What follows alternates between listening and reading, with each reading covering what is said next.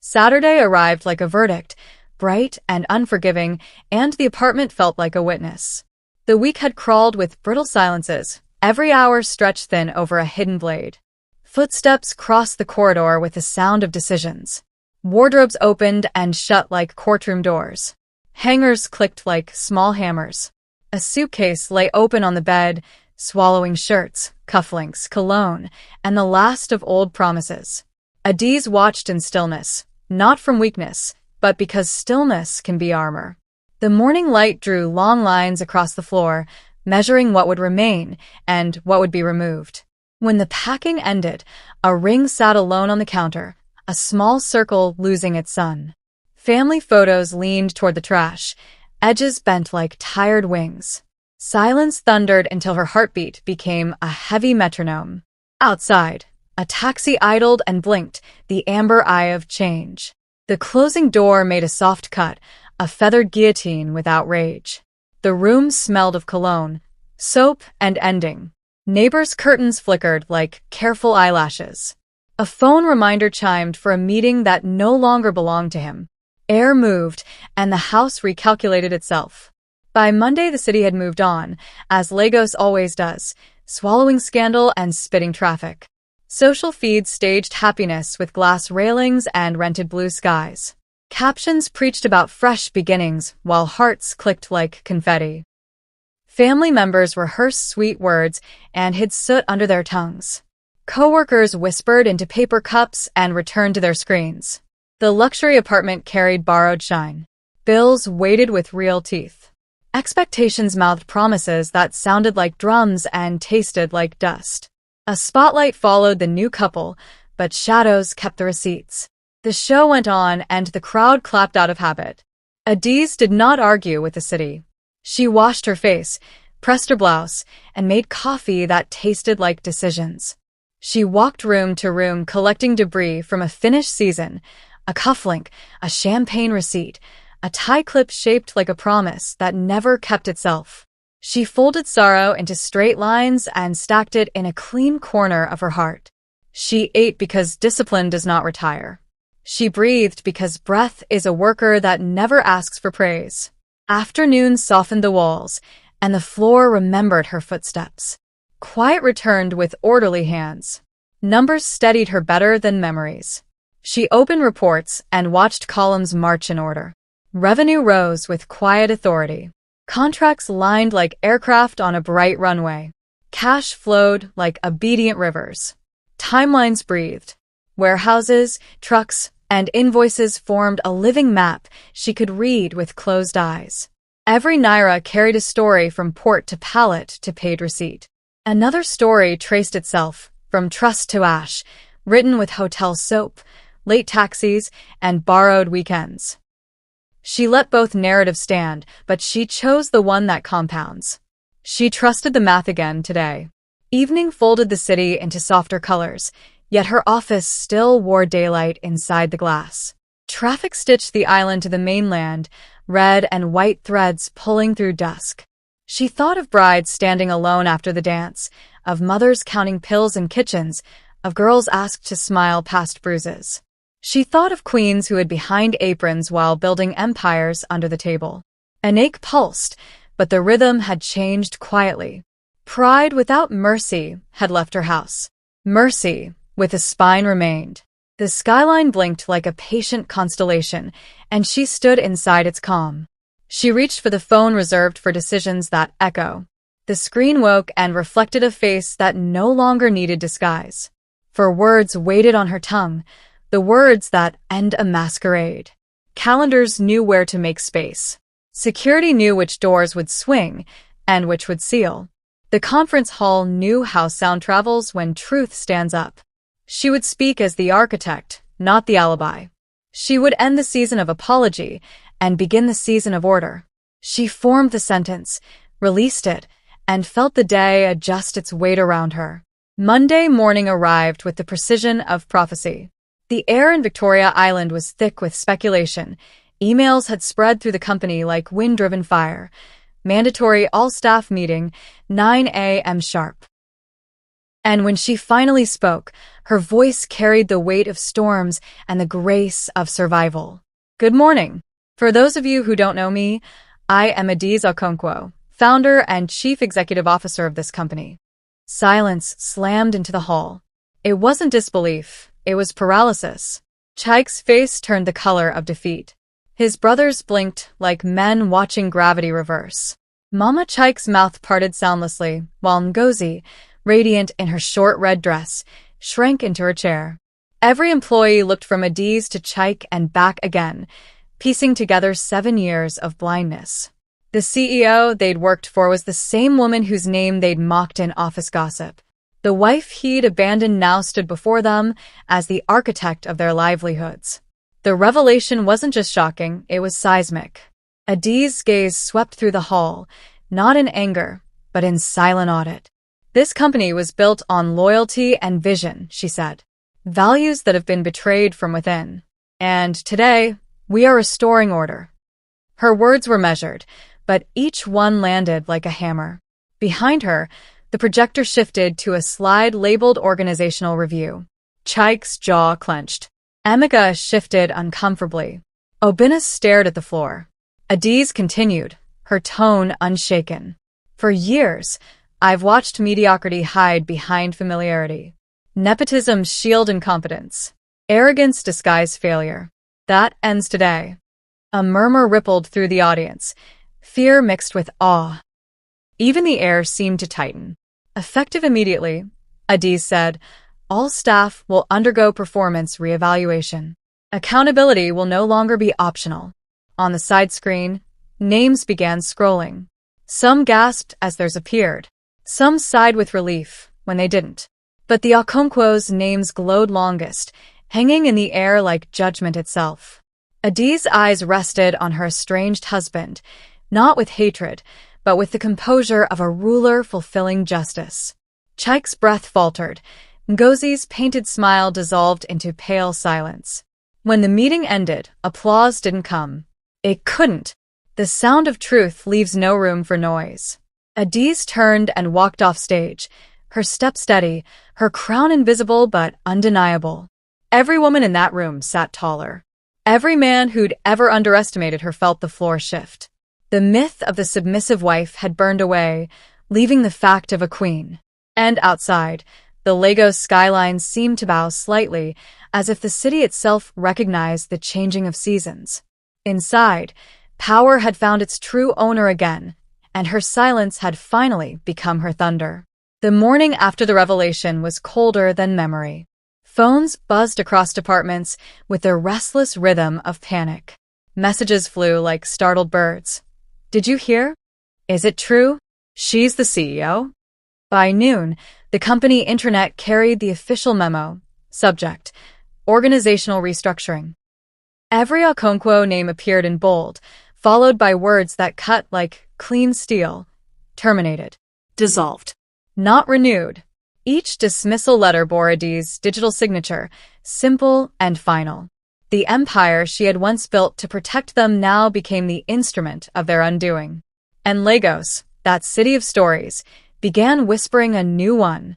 In the main office, security men moved quietly but firmly.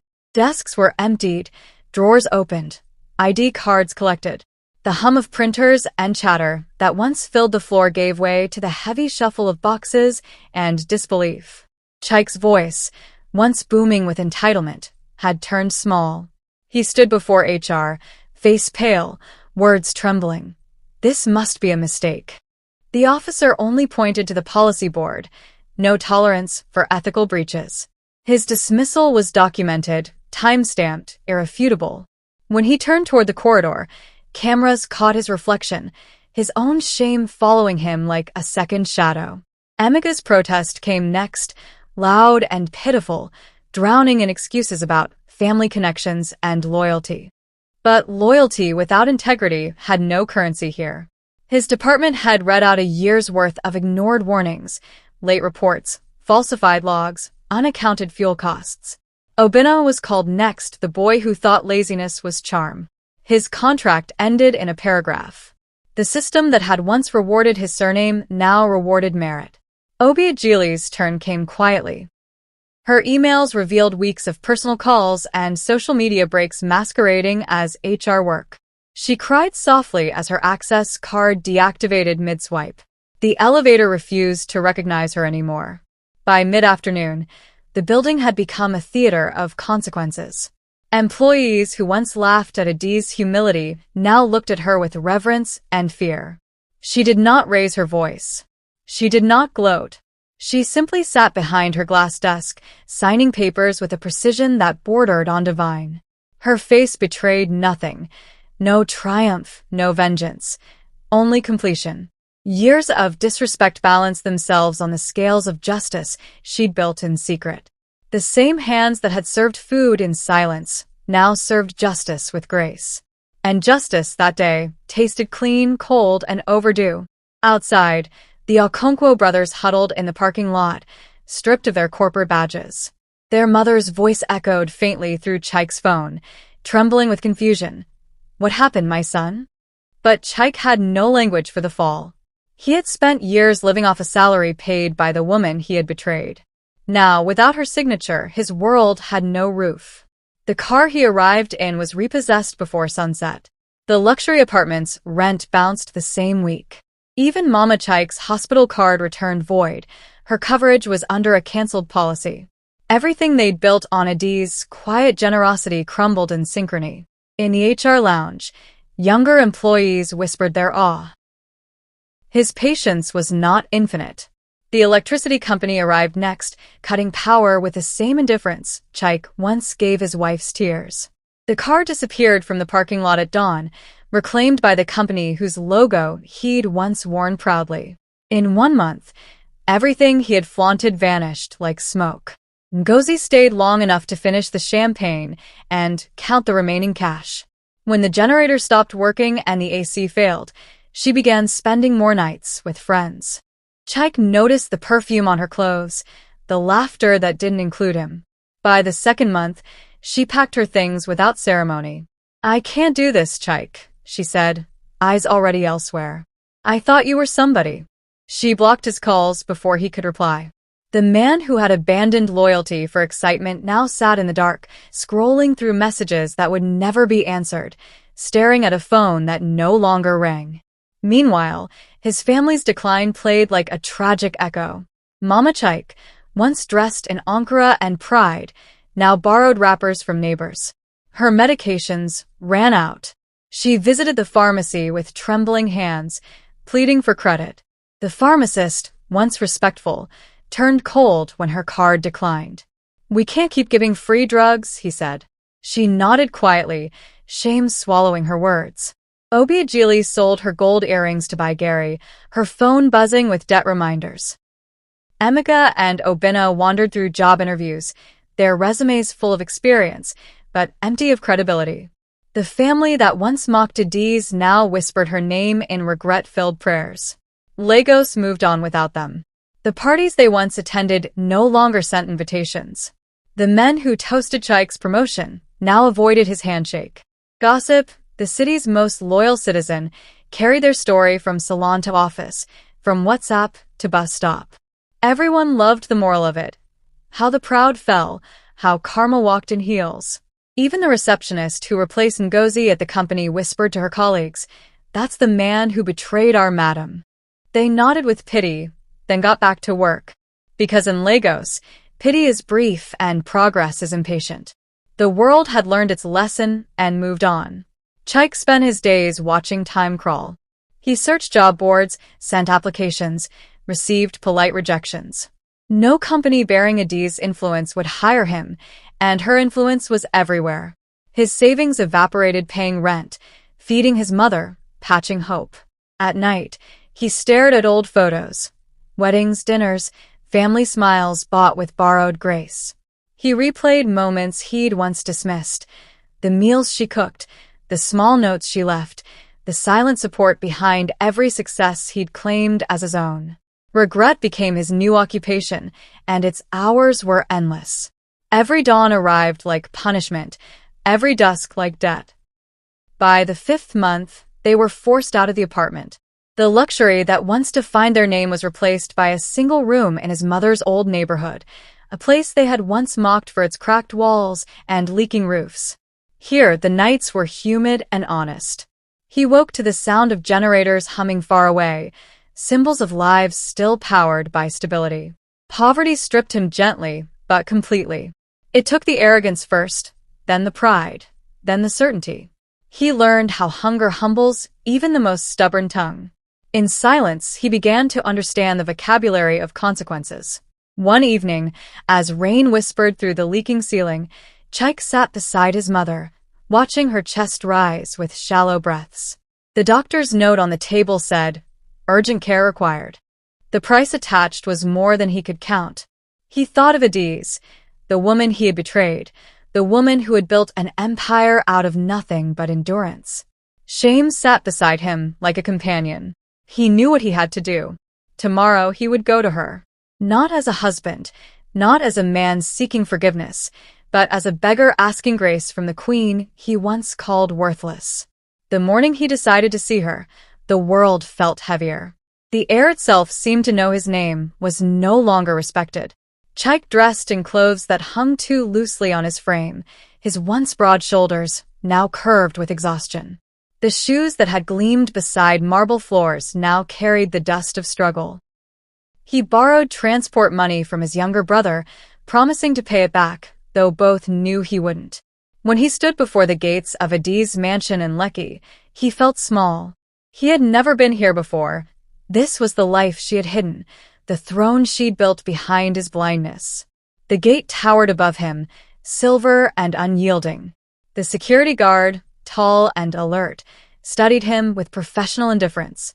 Chaik stammered, "Please, I need to see Madame Adaeze. Please tell her it's Chaik."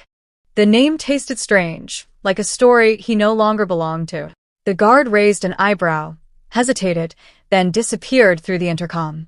Minutes stretched like trials. When he returned, his voice was gentler, though his eyes carried warning. "Madam says you can wait by the fountain." Chaik walked inside, each step echoing with the memory of what he'd lost. The compound was vast, immaculate, alive with quiet power. He waited under the soft morning light, surrounded by perfection that reminded him of his mistakes. The scent of fresh flowers mingled with the hum of sprinklers. Every corner of the mansion radiated calm discipline, her discipline. And then the front door opened. Adaeze stepped out, graceful, poised, the very image of peace wrapped in authority. Her white dress shimmered against the sun, her expression unreadable. Chaik tried to speak, but his throat failed him. His knees buckled before his words could stand. He fell. Not from pain, but from the weight of realization that pride could no longer hold him upright. He began to weep, quietly at first, then uncontrollably. The tears were not only for his humiliation, but for every kindness he had buried under arrogance. "Ada," he whispered, the name trembling with memory. "I am sorry. I destroyed everything. My mother is sick. She has nothing. I have nothing. I don't even deserve your help, but I am begging you." The words spilled like broken coins, worthless but sincere. The breeze shifted.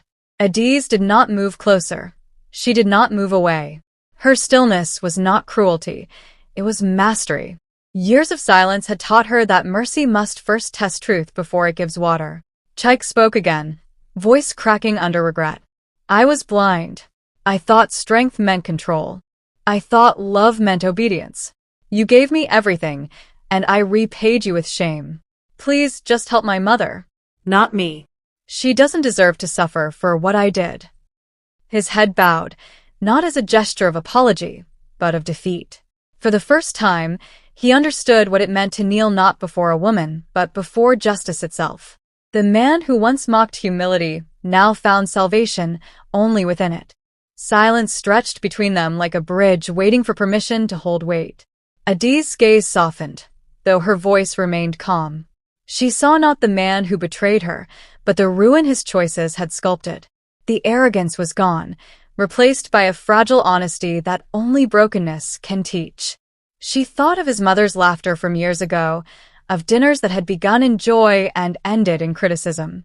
She thought of every sleepless night spent praying for his faithfulness, of every tear shed in silence. And she realized something profound. She no longer hated him. Hatred requires energy, and she had invested hers elsewhere. Into peace, into purpose, into rebirth. When she finally spoke, her words were neither cruel nor kind. They were balanced. "Stand up, Chaik." Her tone left no room for disobedience. He rose slowly, still trembling, eyes swollen with grief. "You will not beg any more," she said. "You have done enough of that. Go home. I will take care of your mother. But understand this, you will not be part of my story again." The words landed softly, but their echo reshaped the air. Chaik nodded, tears carving lines through dust. As he turned toward the gate, he felt lighter, though the burden of his past still clung. Behind him, Adaeze stood unshaken, a queen who had mastered mercy without surrender. The next morning carried the stillness of clarity. Adaeze stood by her bedroom window, watching the first light brush against the palm trees that lined her estate. Lagos was already awake, horns, street vendors, and ambition filling the air, but inside her mansion, there was peace. True peace, the kind that doesn't beg to be noticed. She had not slept much, yet her heart was lighter. Forgiveness had arrived, not for him, but for herself. She dressed in a calm shade of cream, simple and regal, her reflection steady. Today would not be a day of rage. It would be a day of restoration. When Chaik arrived, the guards let him in without protest. He walked slower this time, like a man afraid to disturb mercy. His eyes were swollen from sleeplessness, his movements tentative. He expected rejection. What he found instead was order, a quiet garden where water fell into a stone basin and flowers bloomed without witnesses. Adaeze sat beneath a tree, reading from a folder. She did not look up when he approached. Her power no longer needed attention to be felt. It was there in her composure, in the rhythm of her breathing, in the quiet certainty that justice would not shout. He knelt, not as ritual but as necessity. "Thank you," he whispered when she acknowledged him with a nod. "You said you'd help my mother." Adaeze closed the folder and finally looked at him, eyes soft but unyielding. "Yes," she said. "She will receive the best treatment available. I've already contacted the hospital. A private room has been arranged. The bills will be settled directly." He exhaled a sound that was part relief, part disbelief. Tears filled his eyes again, but this time they came from gratitude. "Thank you," he murmured. "You're better than any of us deserve." She remained silent, because truth needs no applause. After a long pause, she stood. "Your brothers will receive severance packages. Enough to start again if they learn wisdom. Your sister will get a reference for new employment." He nodded, trembling. For a brief second, hope flickered. Maybe she would forgive him too. But then she spoke again, her voice clear and deliberate. "But you, Chaik, will receive nothing.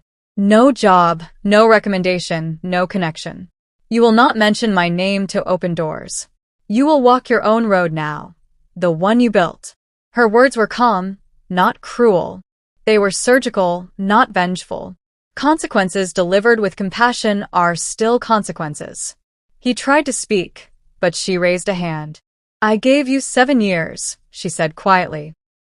7 years of loyalty, love, and patience. I built your success, protected your family, and endured your pride. All I ever asked was faithfulness. You gave me betrayal instead. So now I give you truth. Love cannot live where respect has died. You will rebuild, but not through me. I am no longer your home." Each word landed softly, yet it rearranged the air around them. His sobs filled the space between her sentences. The man who had once stood taller than her now looked like a memory fading under sunlight. When she turned to leave, she stopped briefly at the doorway. "One more thing," she said. "Thank you, Chaik." He looked up, confused, broken. "For what?" he asked. She smiled faintly, almost kindly. "For showing me that I was never the problem. I was the solution. I just needed to solve myself from you." The words lifted from her lips like a closing prayer. Then she walked away, each step measured, graceful, final. Behind her, Chike sank to the ground again, not from despair but from understanding. It was over, not with anger, not with revenge, but with a dignity so complete it left no room for return. Adaeze entered her house and closed the door, sealing off the past. Outside, the sun rose higher, spilling gold over everything it touched. Inside, she sat at her desk, opened a new document, and began drafting a foundation charter for single mothers and women entrepreneurs, an initiative she'd dreamed of for years, but never had the emotional space to start. This was how healing looked for her, not in revenge, but in rebuilding. Justice had been served, not through destruction, but through elevation. She had freed herself from pain and replaced it with purpose. And for the first time, she felt completely whole. The story of Adaeze Okonkwo traveled faster than the wind that sweeps through Lagos at dusk. In offices, markets, and hair salons, people whispered her name with reverence and disbelief. The tale sounded almost mythical, the quiet wife who fed her husband's family, only to reveal she was the one feeding their paychecks too. It became the city's newest parable, told between gossip and gratitude. Men lowered their voices when they spoke of her. Women lifted their chins a little higher. Adaeze had not only reclaimed her dignity, she had redefined it. She was no longer invisible. She was inevitable. At the heart of the lesson was something deeper than revenge. Her story exposed what every household pretends not to see, how love without respect becomes slavery, and how humility without recognition breeds quiet resentment. Families began to look inward. Wives who had been dismissed as just housewives now carried themselves like royalty in waiting. Daughters-in-law whispered prayers for Adaeze, not out of pity, but admiration. Mothers warned their sons, "Never despise a woman who prays for your success. You might be eating from her hand." And men who once measured strength by control began to see that true power lies in gratitude. Chike's story, too, became a warning sung in low tones. His downfall wasn't just betrayal, it was blindness. He had walked beside a crown and never noticed the throne. He had traded gold for glitter and called it progress. Now, his name lived in every sermon about pride, every corporate meeting on ethics, every fireside tale told to young men chasing quick glory. But Adaeze never spoke of him again. She didn't need to. The silence around his name was louder than any condemnation could ever be. His punishment was simple: to live long enough to remember her kindness. Meanwhile, Adaeze's empire grew. Her company expanded into neighboring countries, employing thousands. She launched scholarships for girls who wanted to study business and leadership. She built women's resource centers where abandoned wives learned how to rebuild from ashes. Her story inspired a generation that realized strength and gentleness can live in the same woman. Every decision she made carried the weight of experience and the fragrance of freedom. Her past no longer haunted her. It hired her wisdom as counsel. She had turned pain into profit, heartbreak into healing, and silence into a legacy that could not be erased. There were days when memories returned quietly, the laughter before the storm, the scent of betrayal, the sting of being overlooked. But those recollections no longer hurt. They simply reminded her of distance traveled. Healing, she had learned, is not forgetting. It is remembering without bleeding. And so she remembered everything, not with anger, but with gratitude. Every cruelty had been a sculptor's chisel shaping her resilience. Every insult had been a rehearsal for grace. The woman who once served meals in silence now served purpose to the world, and her story became scripture for anyone who had ever been underestimated. In church gatherings and online sermons, preachers used her life as modern parable. Never mock the quiet, they said. Never despise the meek, for when God decides to reveal them, even kings will bow. Mothers told their sons that character builds wealth stronger than inheritance. Daughters were taught that kindness should never mean invisibility. Even families that once treated their in-laws as burdens began to reconsider what love truly required. Across the city, people repeated one line again and again. The queen doesn't need the king to be royal. She just needs her crown and the courage to wear it. And Adaeze? She lived simply, joyfully, surrounded by peace she had built with her own hands. Her mansion echoed not with bitterness, but with purpose.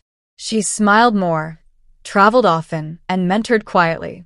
Some nights, she looked at the moon and thought of everything she had survived, not with pride, but with awe.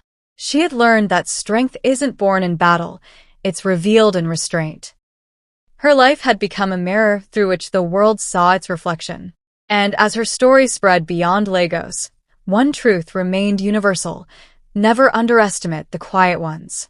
For when they rise, they don't just win, they redefine power itself.